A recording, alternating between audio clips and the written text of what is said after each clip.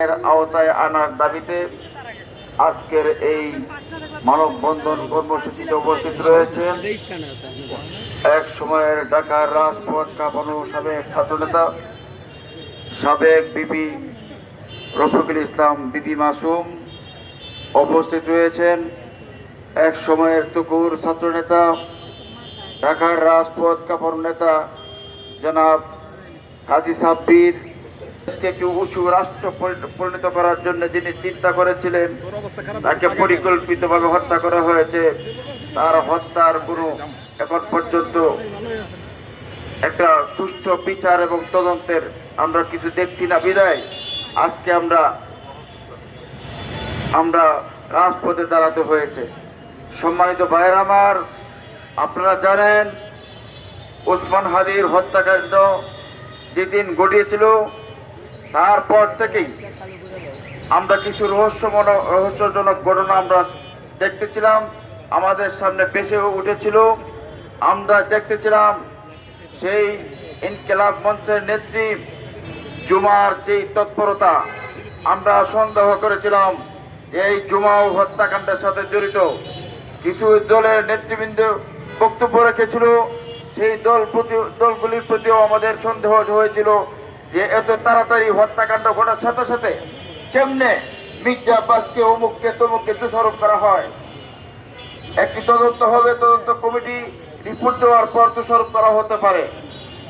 ঘটনার সাথে সাথেই এক জায়গায় তীর নিক্ষেপ করা হলো বিএনপির দিকে।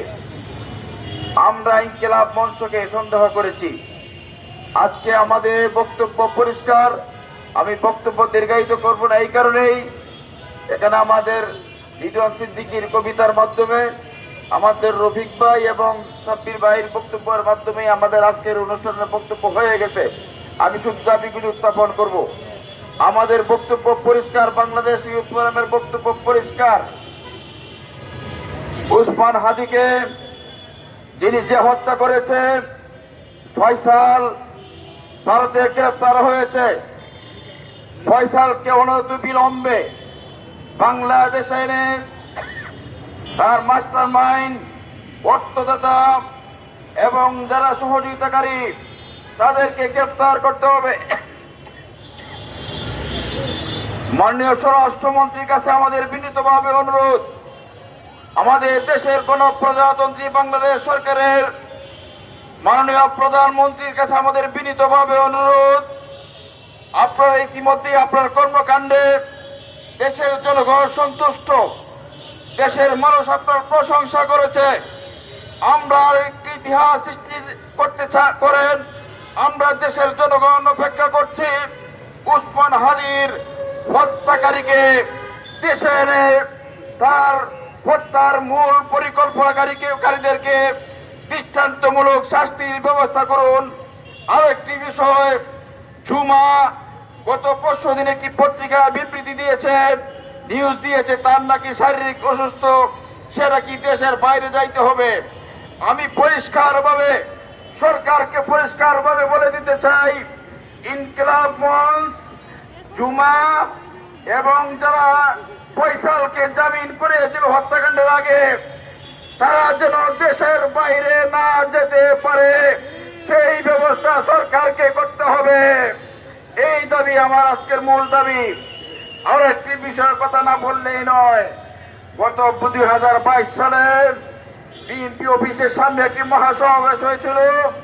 সেই মহাসমাবেশকে সরকার, রাষ্ট্রীয় বাহিনী এবং সরকার দলীয় বাহিনী কুণ্ডু করে দিয়েছিল, গুন্ডুর করে দিয়েছিল। সেখানে যে কয়জন নেতৃত্ব দিয়েছিল আমরা কয়েকজনের নাম সংগ্রহ করেছি। পরিকল্পিতভাবে বিএনপি অফিসের সামনে তারা অফিস নিয়েছে। ঢাকা মহানগর উত্তর ছাত্রলীগের সহসভাপতি ফাহিম মুনতাসির, তার নাম হলো ফাহিম মুনতাসির, তার দিলওয়ার হোসেন, ফাহিম মুনতাসির এবং দিলওয়ার হোসেন, এরা বিএনপি অফিসের সামনে অফিস নিয়েছে। ওই সময় ওই দিন 28 অক্টোবর হত্যাকাণ্ড ঘটার পর সারা পল্টন এলাকায় জ্বালাও পোড়াও করেছে, পুলিশ হত্যা করেছে। আমাদের দলের নেতৃবৃন্দকে আঘাত করেছে।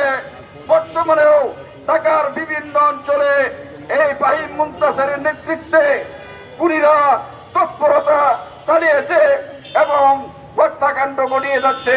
তাদেরকে অনতি বিলম্বে গ্রেপ্তারের জন্য দাবি জানাচ্ছি। তাদের বিরুদ্ধে মামলা রয়েছে, তাদেরকে পুলিশ গ্রেপ্তার করছে না। আমি স্বরাষ্ট্রমন্ত্রীর কাছে অনুরোধ করব তাদেরকে অনতি বিলম্বে গ্রেপ্তার করে আইনের আওতায় আনার জন্য। আজকের এই অনুষ্ঠানকে সফল করার জন্য আমাদের